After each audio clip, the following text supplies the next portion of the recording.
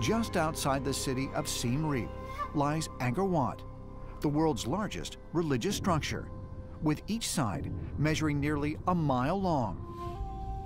Mainstream archaeologists believe the temple complex was likely constructed around the 12th century AD. But according to Cambodian legend, it is far older. Built in 600 BC by a half-human, half-divine architect who traveled between Earth and the realm of the gods. Angkor Wat was built by none other than Priya Pisnokar.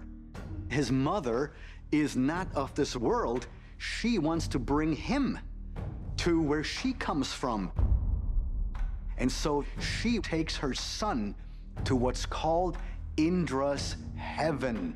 According to mythologies, the center part of Angkor Wat is a one-to-one replica of whatever was seen out there.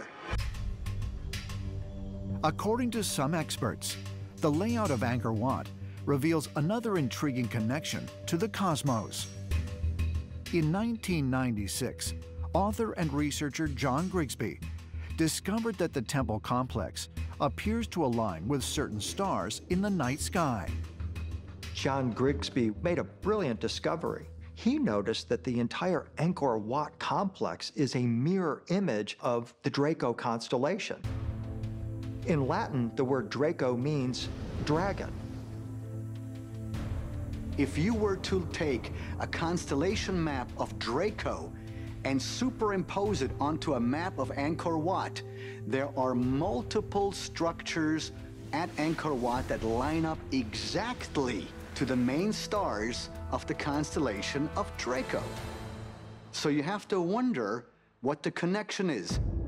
And the answer to that, in my opinion, is that if you would like to show a local population where you are from, you have them build something in the constellation of where you are from. To me, those are calling cards where our teachers long ago came from. Is it possible that the story of Angkor Wat's celestial origins is true, and that it was purposely designed to line up with the stars of Draco because this was the ancestral home of Priya Pisnokar? Ancient astronaut theorists point to the temple's many depictions of dragon-like creatures as further evidence that it has a profound connection to the Draco constellation. In South Asian traditions, Nagas occupy an important place. They are considered to be very powerful creatures. They are shapeshifters, and Nagas share a number of interesting similarities with Chinese dragons, more specifically. So both of them are givers of knowledge and of wisdom. In the same way that Kukulkan seems to represent some sort of a craft to the Mayans, we find the same thing with the Naga at Angkor Wat. They could represent a craft that is utilized to transport people from Earth to Draco. Is it possible that dragon traditions throughout the globe originated with visitors coming to Earth from a planet somewhere within the Draco constellation? Curiously, Angkor Wat is not the only ancient site that aligns with Draco. On the other side of the world, in Ohio, a Native American serpent effigy known as Serpent Mound was positioned to point to Draco.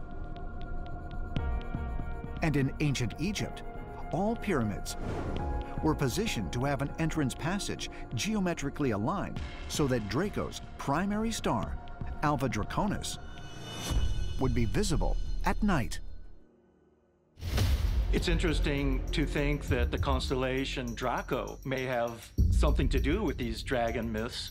With all of these separate cultures around the world that are seemingly unconnected, whatever these flying dragons are, perhaps they came from a planet that was from the star system, Draco.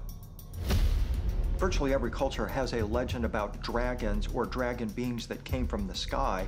And what we're uncovering now is the revelation that these beings came from the sky because they're actually extraterrestrial beings. Is it possible that today we're subconsciously tapping into hidden knowledge, something that has always been there and is part of like the thought sphere of humanity?